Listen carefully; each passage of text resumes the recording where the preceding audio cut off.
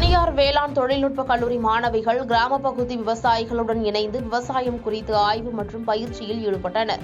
திருவண்ணாமலை மாவட்டம் தென்பள்ளிப்பட்டு பகுதியில் செயல்பட்டு வரும் அரவிந்தர் வேளாண் தொழில்நுட்ப கல்லூரியில் இறுதி ஆண்டு படிக்கும் மாணவ மாணவிகள் திருவண்ணாமலை மாவட்டத்தில் உள்ள கிராம பகுதிகளுக்கு சென்று விவசாயிகளுடன் இணைந்து ஆய்வு செய்து வருகின்றனர். அதன் ஒரு பகுதியாக திருவண்ணாமலை மாவட்டம் குப்பநத்தம் கிராமத்தில் 12 மாணவிகள் அடங்கிய ஒரு குழுவினர் விவசாயிகளுடன் இணைந்து பல்வேறு வகை பயிர்கள் குறித்து ஆய்வு மேற்கொண்டனர். மேலும் சமூக மற்றும் வளங்களின் வரைபடம், பயிர்வள பகுப்பாய்வு, விவசாயிகளின் அன்றாட நடவடிக்கைகள், காலவரிசை சிக்கல் பகுப்பாய்வு விளக்கப்படம் மற்றும் அரசு பள்ளி மாணவர்களுக்கு கிராமப்புற மதிப்பீடு நுட்பங்களை குறித்து எடுத்துரைத்தனர். உடன் வேளாண்மை உதவி இயக்குநர் தினேஷ், உழவர் உற்பத்தி அமைப்பு தலைவர் விநாயகமூர்த்தி உள்ளிட்ட பலர் கலந்து கொண்டனர்.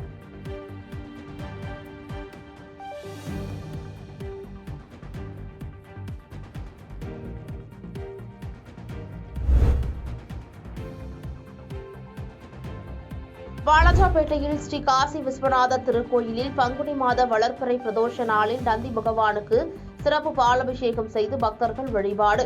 ராணிப்பேட்டை மாவட்டம் வாலாஜாபேட்டை பகுதியில் மிகவும் பழமை வாய்ந்த திருத்தலமான அருள்மிகு ஸ்ரீ காசி விசாலாட்சி சமேத காசி விஸ்வநாதர் திருக்கோயிலில் பங்குனி மாத வளர்பிறை பிரதோஷ விழா வெகு விமர்சையாக நடைபெற்றது. முன்னதாக கோயிலில் இருக்கும் நந்தி பகவானுக்கு வாசனை திரவியங்களோடு சிறப்பான முறையில் பாலபிஷேகம் செய்யப்பட்டு சிவாச்சாரியார்கள் வேத மந்திரங்கள் முழங்க புஷ்ப மலர்களாலும் அருகம்புல் அலங்காரம் செய்து மகா தீப ஆராதனையை காண்பித்தனர். இதில் வாலாஜாபேட்டை சுற்றுவட்டார பகுதிகளிலிருந்து பெண்கள், ஆண்கள் என அனைவரும் கலந்து கொண்டு சுவாமியை வழிபட்டு சென்றனர்.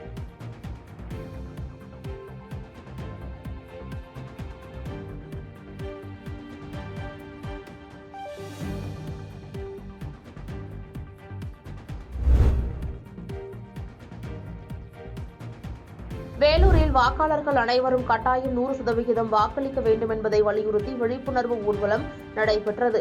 வேலூர் பழைய பேருந்து நிலையத்தில் மாவட்ட நிர்வாகம் சார்பில் வரும் நாடாளுமன்ற தேர்தல் ஏப்ரல் 19ஆம் தேதி நடக்க உள்ளது. இதில் அனைவரும் 100% வாக்களிக்க வேண்டும், வாக்களிக்க பணம், பரிசு பொருட்களை பெறாமல் நேர்மையாக வாக்களிக்க வேண்டும் என்பதை வலியுறுத்தி மாவட்ட ஆட்சியர் சுப்புலட்சுமி தலைமையில் உறுதிமொழி ஏற்றனர். இதில் மாவட்ட வருவாய் அலுவலர் மாலதி மற்றும் திரளான அரசு ஊழியர்களும் பெண்களும் கலந்து கொண்டனர். பின்னர் வாக்காளர் விழிப்புணர்வு ஊர்வலத்தையும் ஆட்சியர் கொடியசைத்து துவக்கி வைத்தார். இந்த ஊர்வலம் நகரின் முக்கிய வீதிகளின் வழியாக சென்று காந்தி சிலையின் அருகே நிறைவடைந்தது.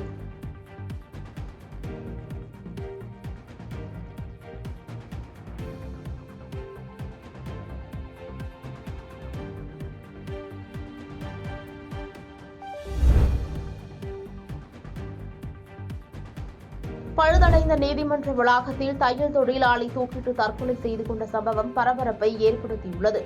ஈரோடு அருகே உள்ள பிரம்ப் ரோட் முத்துவேலப்பன் வீதியைச் சேர்ந்தவர் சுப்பிரமணி என்பவரின் மகன் ராஜாமணி. டெய்லர் கடை நடத்தி வரும் இவருக்கு திருமணமாகி கோமுதி என்ற மனைவி உள்ள நிலையில் இருவருக்கும் இடையே கடந்த ஜனவரி மாதம் முதல் குடும்ப தகராறு ஏற்பட்டுள்ளது. இதனால் மன உளைச்சலில் இருந்த ராஜாமணி கடந்த ஜனவரி 27ஆம் தேதி காணாமல் போயுள்ளார். இந்நிலையில் மாவட்ட காவல் கண்காணிப்பாளர் அலுவலக வளாகத்தினுள் உள்ள பழைய JM1 நீதிமன்றத்திலிருந்து கடும் துர்நாற்றம் வருவதைக் கண்டு சிலர் போலீசாருக்கு தகவல் தெரிவித்துள்ளனர். அதன் பேரில் போலீசார் உள்ளே சென்று பார்த்தபோது அடையாளம் தெரியாத நபர் தற்கொலை செய்து கொண்டது தெரியவந்தது. இதுகுறித்த விசாரணையில் தையல் தொழிலாளி ராஜாமணி என்பது தெரியவந்த நிலையில் சடலத்தை கைப்பற்றி போலீசார் பிரேத பரிசோதனைக்காக அனுப்பி வைத்தனர். மேலும் இதுகுறித்து வழக்கு பதிவு செய்து விசாரணை மேற்கொண்டு வருகின்றனர்.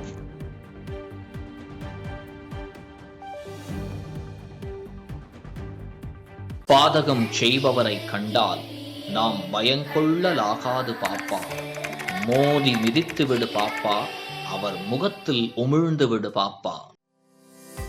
அண்மை செய்திகளை உடனுக்குடன் தெரிந்து கொள்ள இணைந்திருங்கள் இயம்நாடு தொலைக்காட்சியுடன்.